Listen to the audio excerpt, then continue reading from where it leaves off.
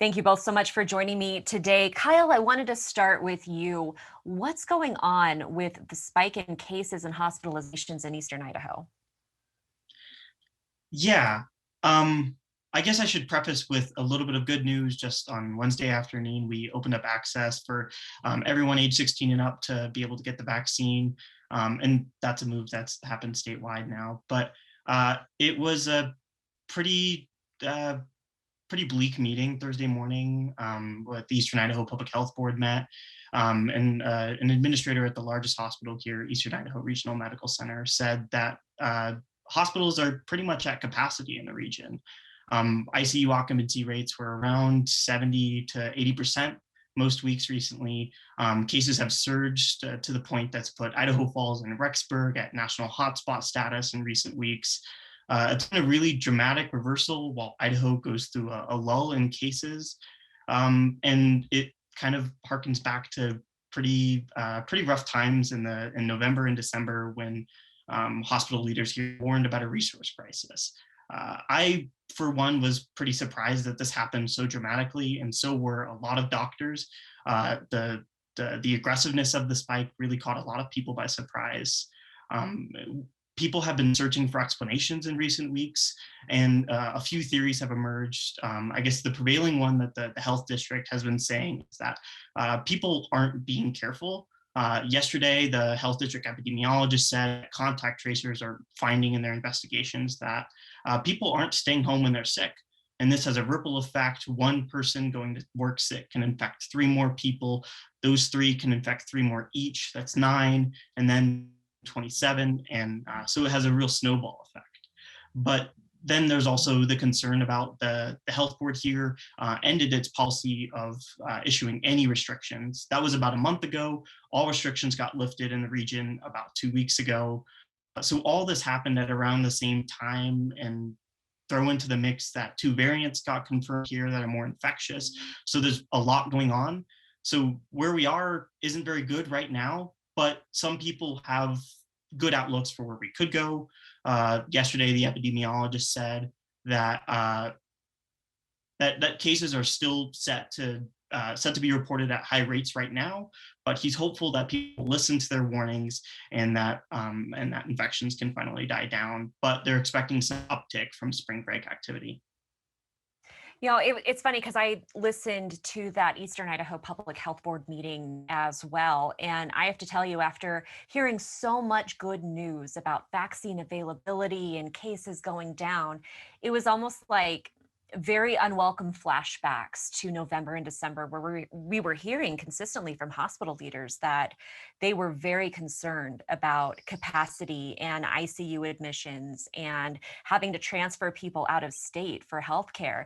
And it was so jarring, coupled with the good news we've heard recently.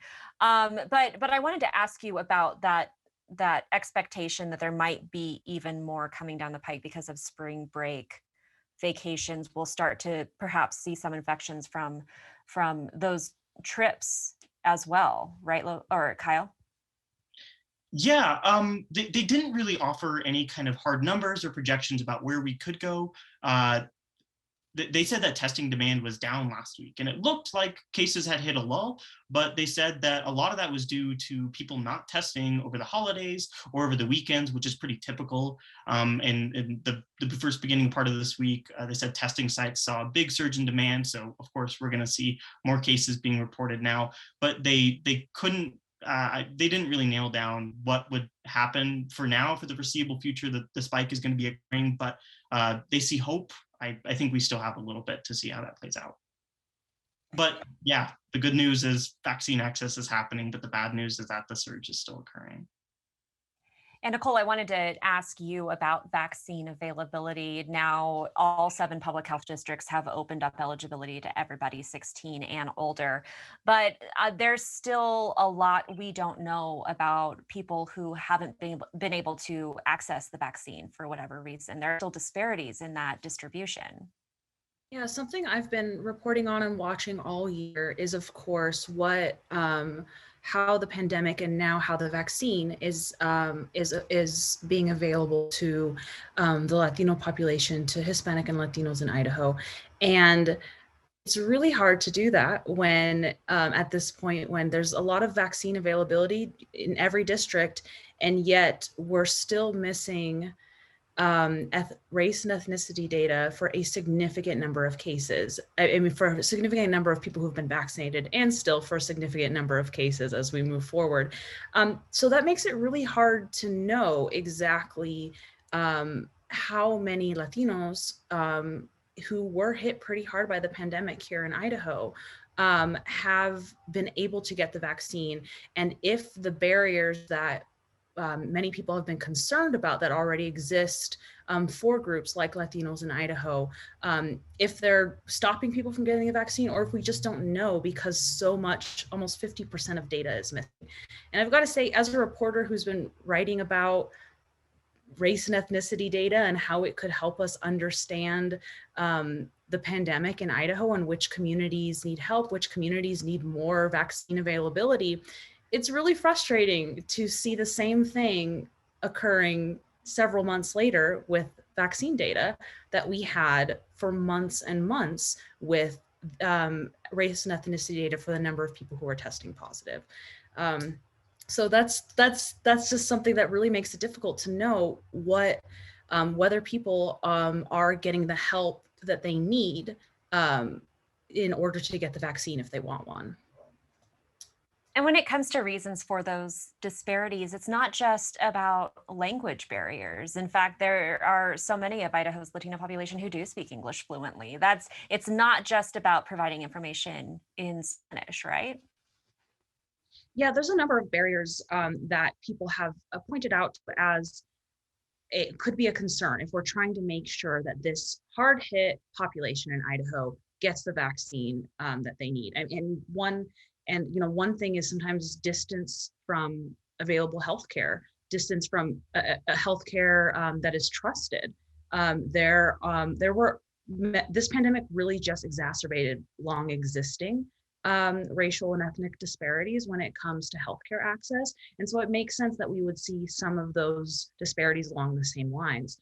Another thing as well, when it comes to Latinos who are undocumented or who have shaky legal status, you kind of hit these things that people called, I think, like false barriers is kind of the way to put it, where Idaho has been very clear, the federal government has been very clear as well that your status will not prohibit you from getting the vaccine. Anyone, no matter what your legal status, is able to get the vaccine. It doesn't matter about your insurance either. However, asking for insurance, asking for ID, asking for proof of work, all of these things that healthcare providers and the state and health districts are doing to, verify that the vaccine is going to people in Idaho and not people from other states and stuff like that. That can, for people who are already shaky and concerned about getting the vaccine, that's another that may make them think twice and may make them maybe not show up for their appointment if they're worried that it could somehow catch the attention of immigration officials. And also too, yes, language is not so much of an issue, but it does become an issue when you're talking about the information that's available. People, Latinos like anybody else, have a lot of questions about the vaccine. Is it safe? Which one should I get? Can I get this vaccine if I have this, if I have kidney problems, if I have this, I have that? That's some of the questions that many people have. And when you have months and months of limited information in Spanish, if that's the language you need your information in, you have a lot of catching up to do. And could be a problem. All right. Well, Kyle Pfannenstiel, Nicole Foy, thank you both so much for joining us today. Thank you. Thank you.